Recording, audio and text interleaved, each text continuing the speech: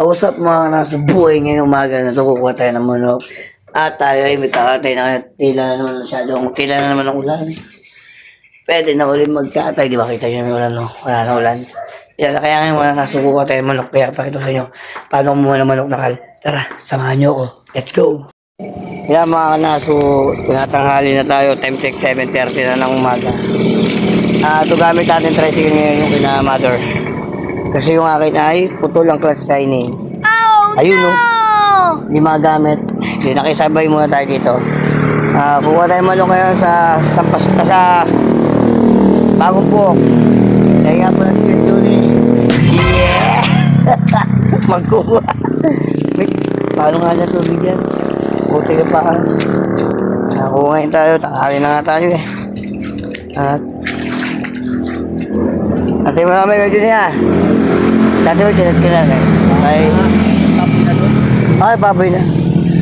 Tingnan natin si Kenneth. Sabay natin si Kenneth. Makisabay na tayo. Pag baboy pa eh, makakapay ng bitinda ng fence cable. Libre tayo.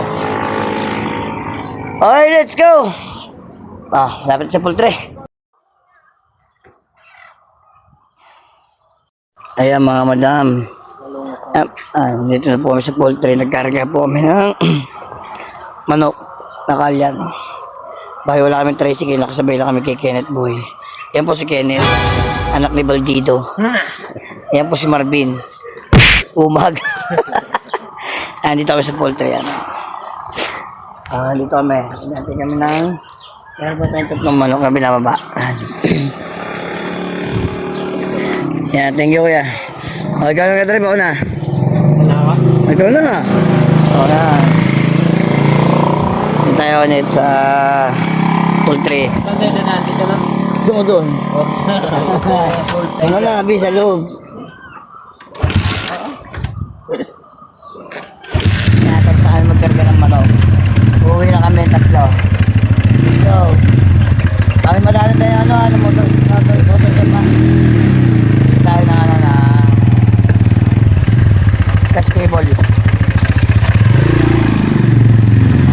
Poultry, babay na. Babay poultry. Ayun nga mga suwat kami. Tapos na nga pala magkarga ng manok ng 180 pirasong manok. At mga kanaso, sige na nga pala pinag-drive ko. At ako taga-video na nga lang. Kasama ko pala si Marvin. Tatlo kami kumuha ng manok.